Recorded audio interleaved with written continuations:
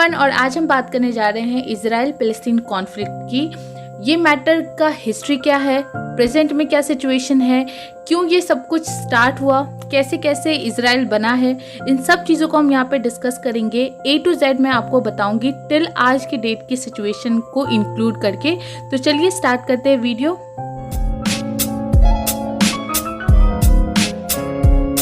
Fourteen century की है, जब ऑटोमन एम्पायर पूरी तरीके से मिडिल ईस्ट को कंट्रोल करता था।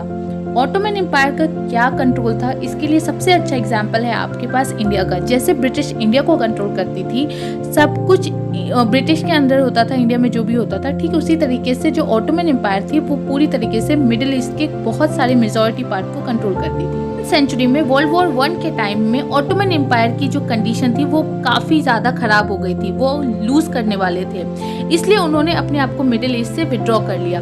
अब जो नेशनलिज्म था वो रिलीजन के बेसिस पे स्टैब्लिश होने लगा था, तो जूइश लोग जो थे उनके लिए जाइनिस्ट मूवमेंट चलाया जा रहा था बाय थियोडर हर्जी, और इनके हिसाब से इजराइल जो है वो उनका बेसिक प्लेस है जहाँ से उनकी उत्पत्ति हुई है। अब इजराइल स्टैब्लिश नहीं हुआ था, लेकिन जिस जगह की बात वो कर रहे थे वो जेरूसलम था। जेरूसलम की बात करें तो जेरूसलम जो है वो बिल्कुल सेंट्रल पार्ट ऑफ पैलेस्टाइन में था।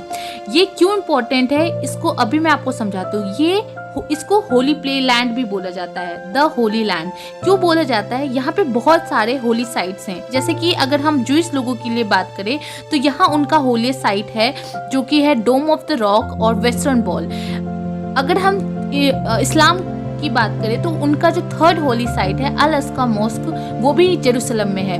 क्रिश्चियंस की बात करें तो बहुत सारे चर्चेज हैं जो क्रिश्चियन के लिए बहुत ज़्यादा इम्पोर्टेंट है, और क्रिश्चियंस का तो ये भी मानना है कि जो जीसस क्राइस्ट थे उनको सूली पे चढ़ाया गया था जेरूसलम में ही, पर इसी वजह से जेरूसलम की इम्पोर्टेंस बढ़ जाती है। ये हर तीनों धर्म के लिए बहुत ही ज़्यादा इमोशनल और रिलीजियस प्लेस है। जाइनिस्ट मूवमेंट के टाइम में जब उन्हें ये बताया जा रहा था कि जो उनका बेसिक प्लेस है या जो उनकी उत्पत्ति है वो जेरूसलम से हुई है, तो बहुत सारे लोगों का माइग्रेशन हो रहा था पैलेस्टाइन की तरफ, क्योंकि तब इजराइल नहीं फॉर्म हुआ था, तो पैलेस्टाइन जेरूसलम जो था वो पैलेस्टाइन का पार्ट। वर्ल्ड वॉर 1 में ऑटोमन एम्पायर पूरी तरीके से हारने वाली थी। ब्रिटिश गवर्नमेंट चाहती थी कि उनको जूइश लोगों का फुल सपोर्ट मिले, इसलिए उन्होंने दो इम्पोर्टेंट डिसीजन लिए। एक जो उन्होंने सब दुनिया को दिखाया, और एक जो उन्होंने सबसे छुपा के रखा। जो वो जूइश लोगों की सपोर्ट के लिए किए वो था बाल्फोर डिक्लेरेशन, जो कि 1917 में किया। इसके अकॉर्डिंग जो ब्रिटिश थी वो जूइश सेटलमेंट के लिए एग्री थी, और वो बोल रही थी कि हम आपको पैलेस्टाइन में रहने की जगह देंगे। दूसरी साइड जो स्काई-पाइकॉट एग्रीमेंट था वो यूके ने किया फ्रांस और रशिया के साथ, जिसके हिसाब से उन्होंने ये डिसाइड किया था कि जो पैलेस्टीन होगा आफ्टर वर्ल्ड वॉर 1 वो यूके का पार्ट होगा, ना कि वो पैलेस्टीन को जूइश के हाथों में देंगे। और ब्रिटिश जैसा चाहते थे वैसा ही हुआ। पैलेस्टाइन का उनका फुल सपोर्ट मिला और वो अगेंस्ट गए ऑटोमन एम्पायर को, और ऑटोमन एम्पायर की पूरी तरीके से हार हुई। अब वर्ल्ड वॉर 1 के खत्म होने के बाद जो पैलेस्टीन था वो ब्रिटिश मैंडेट पैलेस्टीन बन चुका था। यहाँ पे नंबर ऑफ माइग्रेशन देखने को मिला जूइश लोग पॉपुलेशन का। जो परसेंट में 3% पॉपुलेशन थी वो 10-30 सालों में 30% पॉपुलेशन हो गई थी। British as usual divide and rule की पॉलिसी रखती है, यहाँ पे भी उन्होंने यही किया। कुछ अलग रूल बनाए जूइश लोगों के लिए और पैलेस्टीन लोगों के लिए, लेकिन इन बीच में सबसे जरूरी काम जो किया वो जूइश लोगों ने किया। जूइश लोगों ने क्या किया, लैंड बाय करना स्टार्ट किया, और वहाँ पे जो लोकल पैलेस्टाइन अरब्स थे उनसे जमीन खरीदते थे, अपना घर बनाते थे एक लैंड में और उसको फेंसिंग कर देते थे। इस तरीके से बहुत जगह घर बना के उन्होंने एक अच्छा खासा लैंड जो था वो उन्होंने अपने नाम पे कर लिया था, जिसको हम जूइश सेटलमेंट कहते हैं। इस हिसाब से उन्होंने क्या किया था कि जो अरब लोग थे, जो गरीब लोग थे, उनसे लैंड खरीद के उन्होंने उसके लैंड को अपने लैंड में कन्वर्ट कर लिया था। बात करें वर्ल्ड वॉर 2 की, जो कि 1939 में हुआ था, वहाँ पे हॉलोकास्ट हुआ था यूरोप में। हॉलोकास्ट मतलब कि जिनोसाइड हुए थे, गैस चैम्बर में डालकर 9.2 मिलियन जूइश लोगों को मार दिया गया था। बचे हुए लोग इजराइल की तरफ भागे थे, क्योंकि उनको पता था कि अगर उनके लिए कोई सेफेस्ट प्लेस है तो वो इजराइल है। इधर 1936 में अरब में रिवॉल्ट स्टार्ट हो गया था ब्रिटिश गवर्नमेंट के खिलाफ, क्योंकि ब्रिटिश को पता था कि अब जो अरब के लोग हैं वो उनके अगेंस्ट हो गए, तो उन्होंने यहाँ पे जूइश मिलिटेंट्स से हाथ मिलाया जिन्होंने अरब रिवॉल्ट को खत्म करने में उनकी हेल्प की। इसको ये पता चल गया था जो मुस्लिम लोग हैं वो उनके अगेंस्ट हो गए हैं। उन्होंने यहाँ पे कंक्लूजन निकाला कि ब्रिटिश ने एक स्टेप लिया कि जूइश माइग्रेशन को उन्होंने स्टॉप किया, और इस स्टेप और जूइश मिलिटेंट्स एक दूसरे के आमने सामने खड़ी हो गई। के बाद वहाँ आए दिन दंगे होते रहते थे, लोगों की जानें भी जाती रहती थी। वर्ल्ड वॉर 2 के खत्म होने के बाद जब ब्रिटिश गवर्नमेंट ने यूएन में 1947 में एक रेजोल्यूशन पास किया जहाँ पे इक्वल डिवीजन हुआ एरियाज का between the Jewish state and Palestine Arab state. 14 मई 1948 को शाम 4 बजे जब सिर्फ 8 घंटे थे ब्रिटिश सोवेरेनिटी को डिसॉल्व होने में, तब डेविड बेन गुरियन ने ऑफिशियली ये डिक्लेयर किया कि इजराइल एक इंडिपेंडेंट स्टेट है। इनसे सबसे ज्यादा जो अफेक्ट हुई थी वो थी Arab country, because Arab country कभी भी नहीं चाहती थी कि इजराइल को एज अ कंट्री कोई भी रिकॉग्निशन मिले। इस वजह से उसी रात 5 अरब कंट्रीज ने इजराइल को अटैक किया चारों तरफ से। बड़ी आर्मी इजिप्ट की थी, उसके बाद इराक की पोजीशन थी, उसके बाद जॉर्डन, लेबनान, सीरिया और सऊदी अरेबिया। तो अब जो ये वॉर थी ये 7 अगेंस्ट 1 थी, जिसमें 7 अरब कंट्रीज थे और पैलेस्टाइन तो इन्वॉल्व था ही, और एक साइड जो था वो सिर्फ और सिर्फ इजराइल अपने लिए लड़ रहा था। इनिशियली इजराइल को लग रहा था कि वो हार जाएगा क्योंकि वो चारों तरफ से गिर चुका था, पर यहाँ वजूद की लड़ाई थी, क्योंकि इजरायली को ये पता था कि अगर वो यहाँ से निकल गए तो वो कहीं पे भी रह नहीं पाएंगे। यूएन ने इंटरवेंशन किया और उन्होंने 4 वीक का सीज फायर लॉन्च कर दिया। अब ये जो 4 वीक का सीज फायर था ये टोटली इजराइल के फेवर में गया, क्योंकि इन 4 वीक में इजराइल ने चेकोस्लोवाकिया से काफी सारे जो हेवी ऑर्नामेंट्स थे जो उनको वॉर के लिए चाहिए थे वो उन्होंने उनसे मंगवा लिया था। और जैसे ही ये 4 हफ्ते खत्म हुए, इजराइल ने ऑफेंसिव लॉन्च करते हुए चारों तरफ से अटैक करना स्टार्ट किया, और ये वॉर जो 1948 और 49 में लड़ी गई थी वजूद की लड़ाई, ये पूरी तरीके से इजराइल जीत चुका था। यही नहीं कि इजराइल पूरी तरीके से वॉर जीती थी, बल्कि उन्होंने इतने सारे लैंड को कैप्चर किया था कि जो इजराइल 50% था वो अब 78% टेरिटरी का मालिक था, इंक्लूडिंग जेरूसलम। जैसा कि आप मैप में देख सकते हैं कि जो ब्रिटिश मैंडेट पैलेस्टाइन था उसको 3 पार्ट में डिवाइड किया गया। एक आपका इजराइल 50% पैलेस्टाइन, और जो आपका जेरूसलम था उसको इंटरनेशनल कंट्रोल में रखा गया। अब इस मैप में आप ये देख सकते हैं कि 1948-49 के वॉर के बाद इजराइल का 78% टेरिटरी पे कंट्रोल था।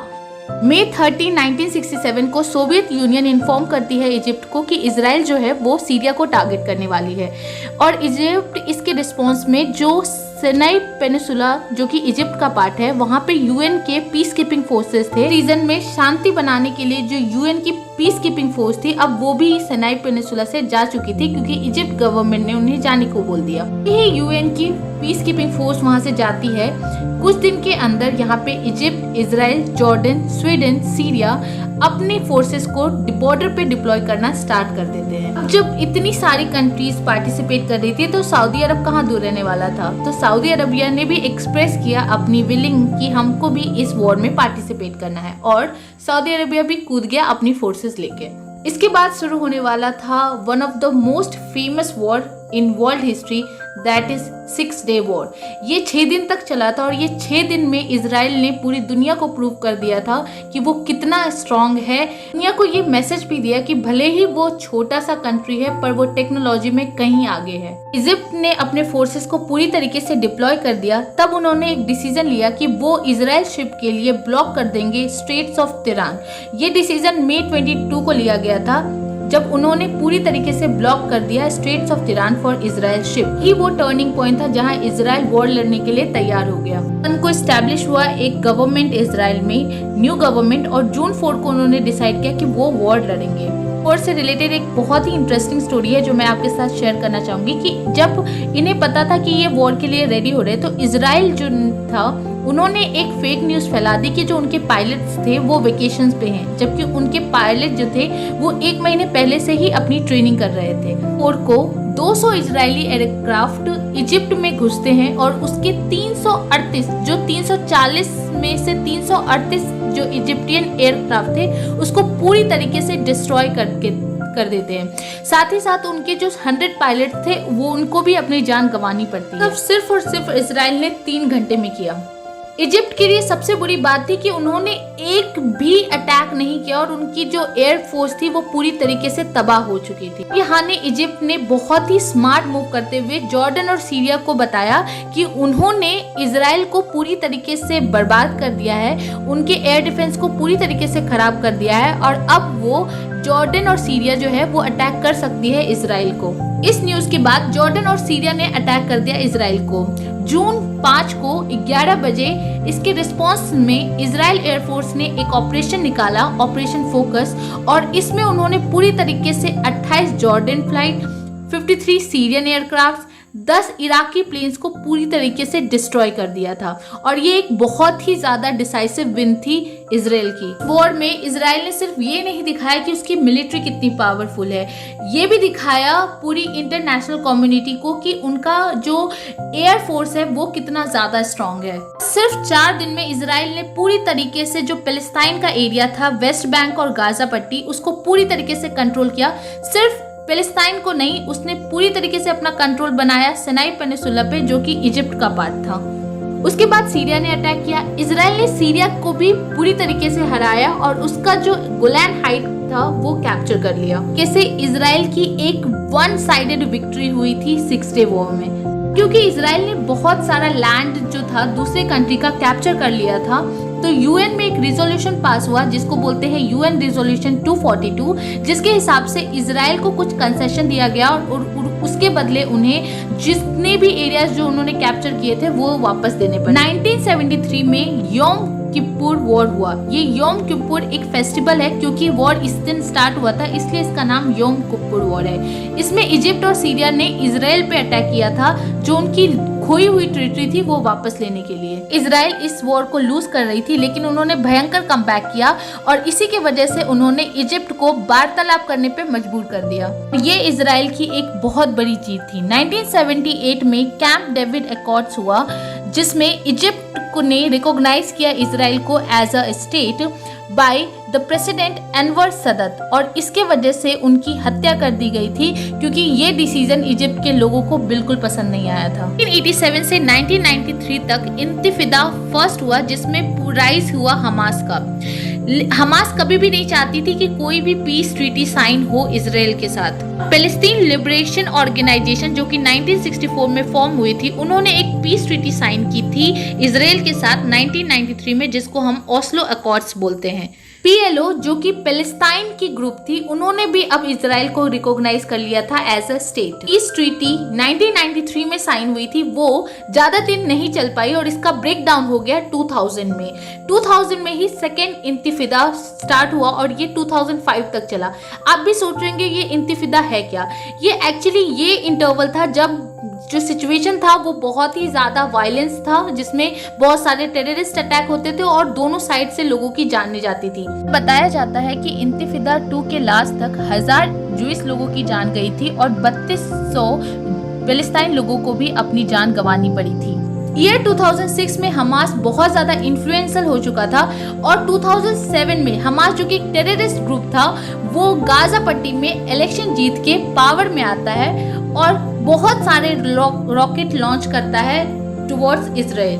पता नहीं कितने सारे अटैक हुए हमास और इजराइल के बीच में, लेकिन जो 3 मेजर वॉर थी वो थी 2008, 2012 और 2014 की वॉर। क्या हुआ कि जो इनकी वॉर हिस्ट्री है वो काफी पुरानी है, लेकिन अभी में क्या हुआ, रिसेंट डेज में ऐसा क्या हुआ जिसकी वजह से ये कॉन्फ्लिक्ट इतना ज्यादा बढ़ गया। रिसेंट में 6 मई 2021 को इजराइल की सुप्रीम कोर्ट ने एक डिसीजन दिया कि जो शेख जर्रा है, मैं अभी आपको वो मैप पे लोकेशन दिखाऊंगी, उसमें जो पैलेस्टीनियन सेटलर्स हैं उनको हटा के वहाँ पे जो इजराइल सेटलर्स हैं उनको रखा जाएगा।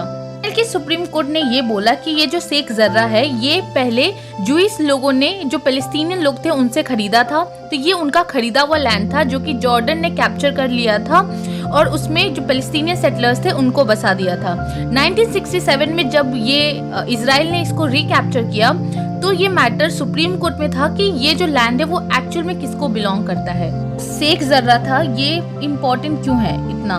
इसको देखते हैं, ये आपको पता चलेगा जेरूसलम के मैप से। जेरूसलम को अगर हम देखें तो यहाँ पे आपको दिखेगा सेंटर में अल अक्सा मॉस्क। यहाँ पे 4 अलग अलग क्वार्टर्स हैं। ईस्ट साइड में आपको जूइश क्वार्टर दिखेगा और वेस्ट साइड में मुस्लिम क्वार्टर्स दिखेंगे, क्रिश्चियन क्वार्टर्स भी हैं।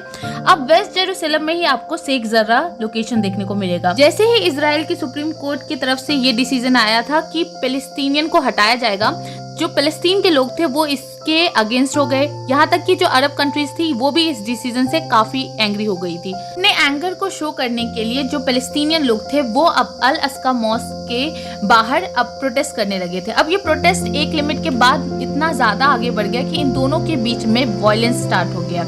देखो, दोनों साइड अपनी अपनी बातें कहती हैं। ये बोलते हैं कि ये प्रोटेस्ट बिल्कुल कर रहे थे पर बहुत ही साइलेंट प्रोटेस्ट था, वो अपनी बातों को रख रहे थे। पर इजराइल की जो फोर्स है वो ये कह रही थी कि इनने प्रोटेस्ट किया, साथ में ही साथ ये लोग बहुत सारे क्रैकर्स और जो स्टोन्स होते थे वो यूज कर रहे थे इजरायली पुलिस फोर्स के में। अब ये मैटर ज्यादा तब बढ़ गया जब पुलिस फोर्स अल अक्सा मॉस्क के अंदर चली गई। देखो, नॉर्मल अभी रमजान का टाइम चल रहा था तो नॉर्मल प्रेयर करने वाले लोग भी थे वहाँ पे, जो सिर्फ और सिर्फ प्रेयर करने के लिए आए थे। कुछ लोग थे जो इस तरीके की हरकतें कर रहे थे, जो प्रोटेस्ट कर रहे थे और वो स्टोन वगैरह फेंक रहे थे, लेकिन कुछ लोग थे जो जेन्युइन प्रेयर करने के लिए वहाँ पे आए थे। जानते की चीजें बहुत इजीली वायरल होती हैं, तो जो अंदर का पूरा सिचुएशन था वो बहुत जगह से वायरल होना स्टार्ट हुआ।